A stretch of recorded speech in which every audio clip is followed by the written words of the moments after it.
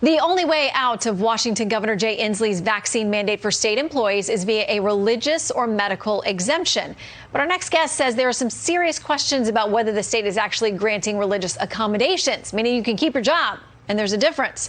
So let's break the situation down in tonight's lightning round with our man in the Pacific Northwest, KTTH Seattle talk radio host, Jason Rantz. Great to see you, Jason. Hey, Shannon. So what's the deal here?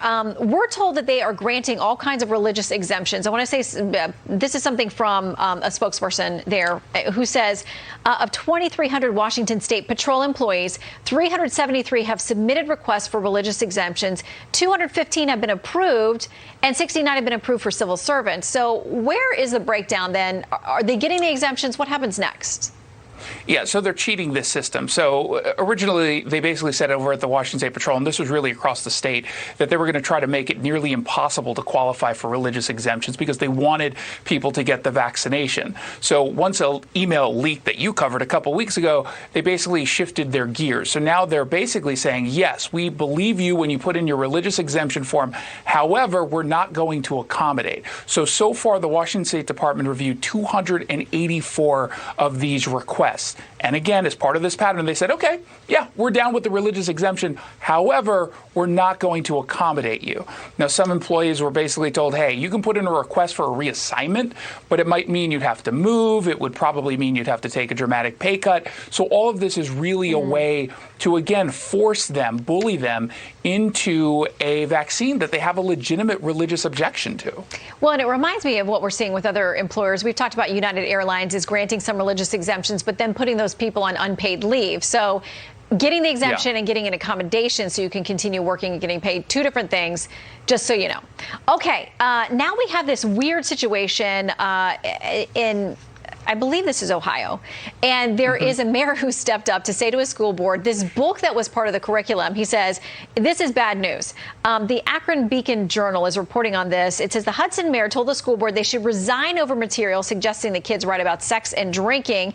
Parents said there was a prompt that asked students to, quote, write a sex scene you wouldn't show your mom. And another prompt asked students to drink a beer and describe how it tastes. That second part, not legal for these kids. The mayor says, you guys are a bunch of weirdos. You're going to get arrested or you can resign. Yeah. So first of all, ew. What are we doing here? Because another one of the prompts was to rewrite that sex scene so that it would be appropriate for your mother. Please don't do it. It's never appropriate. I'm not sure. I believe the school board basically saying, we didn't know about this particular prompt or several prompts in the book. Our bad. We're sorry.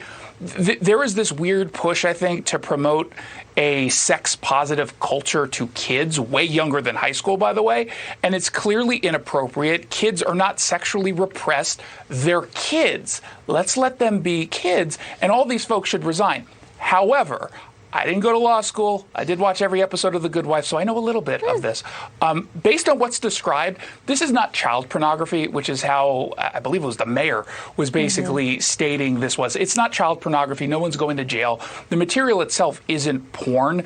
It's a book of prompts. And there's actually, I looked this up in Ohio law, so please, please, please don't look at my Google search history because it's a little weird now. We have to do things for work sometimes. Yeah, I know. But Ohio law basically protects material like this from being considered child pornography. Okay. I mean, this is for educational purposes. It's wrong. We don't have to over-exaggerate. It's wrong. They should all be kicked out of their position. Well, by the way, the Hudson City School Board president says this, given recent concerns presented by parents of students in this course, the district collected the books and discontinued their use. But at this time, no Board of Education member has indicated any intention to resign. So they say the books are gone. No one's going to resign. Yeah. We're moving on. All right, Jason Rantz, always great to see you and the entertaining stories that you have to discuss. See you again soon. Good to see you.